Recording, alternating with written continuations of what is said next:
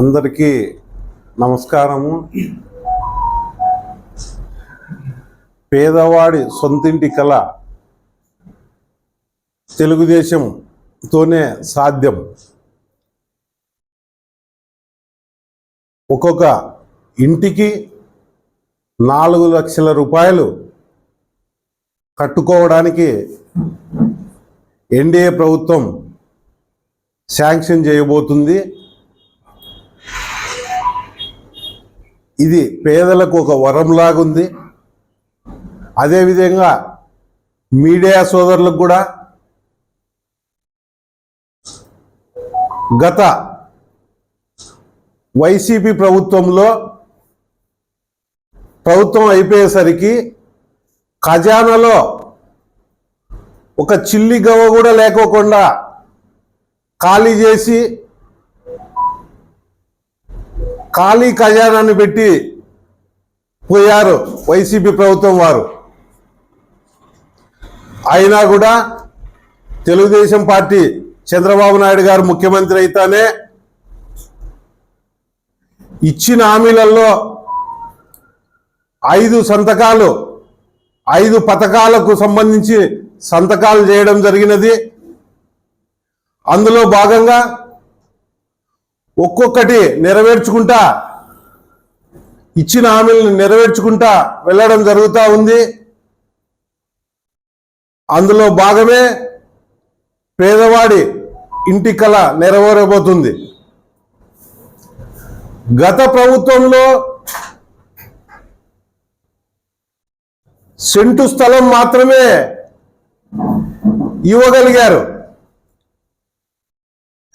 Scent స్థలం ఇచ్చి కేంద్రం ఇచ్చే నిధులతో 1,80,000 రూపాయలు మాత్రమే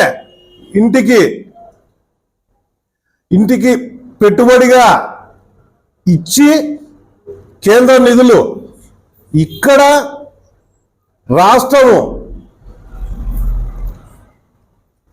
30,000 రూపాయలు ఇచ్చి రాష్ట్ర ప్రభుత్వం ఇచ్చి చేతులు దులుపుకుంది. అంటే పేదవాడి పట్ల ఏమాత్రం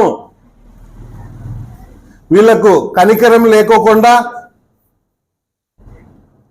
ఉండడం జరిగింది గత వైసీపీ ప్రభుత్వం. అదే పేదల ప్రభుత్వం తెలుగుదేశం పార్టీ ఈరోజు సొంత స్థలం ఉన్నా కూడా కట్టుకోవడానికి వీలుండే విధంగా ముందుకు తీసుకుపోవడం జరుగుతుంది. ఇలా ఇచ్చిన హామీలు ఒక్కొక్కటి నెరవేర్చుకుంటూ ముందుకు పోతూ ఉన్నాం. గత 2014లో చంద్రబాబు నాయుడు గారు ముఖ్యమంత్రిగా ఉన్నప్పుడు పేదల కోసం పిఎంవై కింద 1,80,000 రూపాయలు ఆ రోజుల్లో ఇచ్చినా కూడా దానికి తోడుగా పట్టణాలలో 1,00,000 రూపాయలు రాష్ట్ర ప్రభుత్వం వంతు చెల్లించడం జరిగింది. గ్రామీణ ప్రాంతాలకు 50,000 రూపాయలు చెల్లించడం జరిగింది. ఎందుకంటే పేదల పైన చిత్తశుద్ధితో ఉంది తెలుగుదేశం పార్టీ.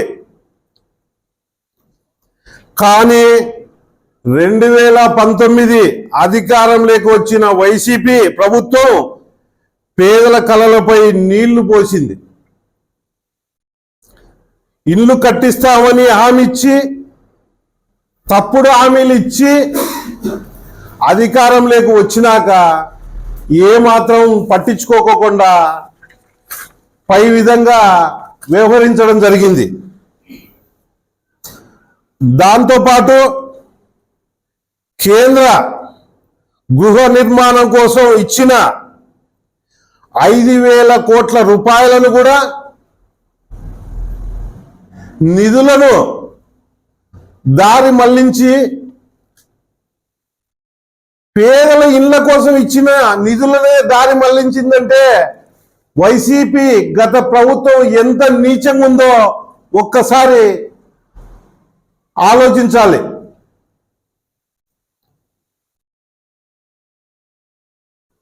ఏది ఏమైనా ఈ తెలుగుదేశం పార్టీ చంద్రబాబు నాయుడు ముఖ్యమంత్రి గారు ప్రజలకు మేలు చేయాలనే ఉద్దేశంతో అన్ని విధాలా సహకరించే విధంగా సొంత స్థలము ఇచ్చి ఇల్లు కట్టించబోతున్నాడంటే పేదలు ఆశామాషగా అనుకోకుండా హర్షధ్వర్ణాలు వ్యక్తం చేస్తున్నారు.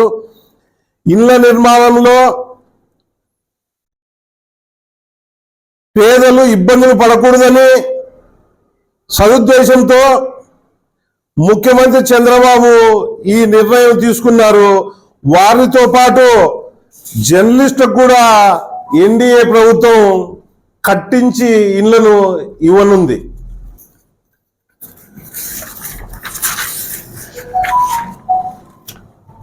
గత ప్రభుత్వం హయాంలో ఇళ్ల పట్టా వచ్చి ఇల్లు నిర్మించుకోలేని స్థితిలో ఉన్న వారికి పిఎంఓఏ కింద 2 సెట్లు పథకం వర్తించదని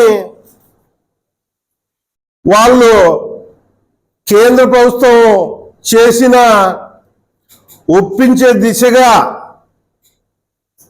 చంద్రబాబు నాయుడు గారు అడుగులేస్తూ ఉన్నారు. వాటితో పాటు కోర్టు వివాదం కారణంగా ఇల్లు కట్టుకోలేకపోయిన అమరావతి ఇతర ప్రాంతాల వారికి ఈ పథకం వర్తించేలాగా చర్యలు తీసుకుంటున్నాము. పిఎంఓఏ కింద 1 సెంటు కింద పెండింగ్ లో ఉన్న ఇళ్లను 100 రోజుల్లో 1,25,000 ఇళ్లను పూర్తి చేసి ఏడాది మొత్తంలో 8,25,000 ఇళ్లను పూర్తి చేసే విధంగా అందించాలనే లక్ష్యంతో కూటమి ప్రభుత్వం అడుగులు వేస్తూ ఉంది. కేంద్ర పథకాలు వినియోగించి రహదారులైతేమి, విద్యుత్ అయితేమి, తాగునీరు వంటి మౌలిక వసతులు దశల వారీగా పూర్తి చేస్తాము. గత ప్రభుత్వం పూర్తిగా చేయకుండా నిలిపివేసిన ఇళ్లను నిర్మాణాలను కూడా పూర్తి చేసి పేదలకు అందిస్తాము. గత ప్రభుత్వం మాదిరిగా రద్దు చేసే యోచనలో కూటమి ప్రభుత్వం లేదు. గత ప్రభుత్వంలో తెలుగుదేశం హయాంలో ఉన్న ఇళ్లను రద్దు చేస్తామని ఎవరికి వినియోగించుకోకుండా రాష్ట్రంలో శిథిలా వ్యవస్థకు చేసే విధంగా గత ప్రభుత్వం వ్యవహరించింది.